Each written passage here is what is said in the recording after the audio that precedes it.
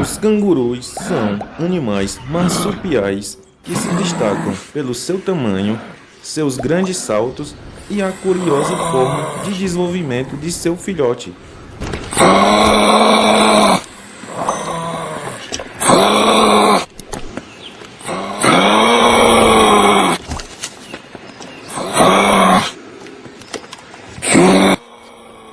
Os cangurus são animais grandes que apresentam grandes pernas traseiras e pés compridos.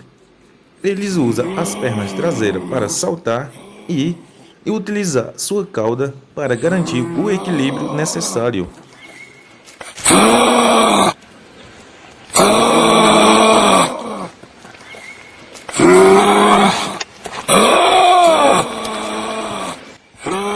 Os filhotes nascem bem pequenos, com cerca de 2,5 centímetros de comprimento. Esses pequenos filhotes então sobem por meio do pelo da mãe até a bolsa. Quando chega dentro da bolsa, eles alimentam-se do leite da mãe. Eles ficam ali até adquirirem capacidade de explorar o habitat sozinhos.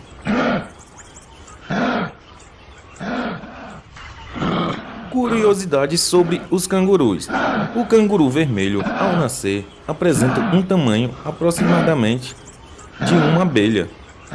O canguru vermelho nasce cerca de 33 dias após a fecundação. O maior marsupial existente no planeta é o canguru vermelho. Os bebês cangurus são conhecidos como joey na Austrália. Os cangurus gostam de viver em grupo.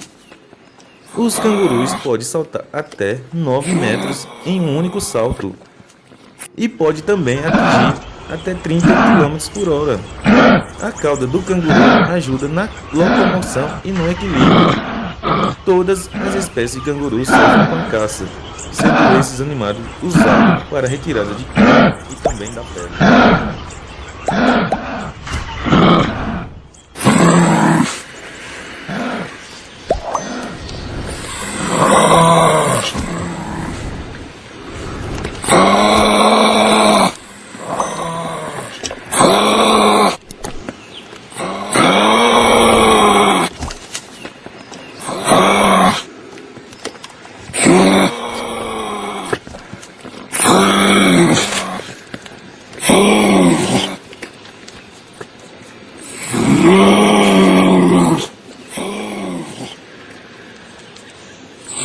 No!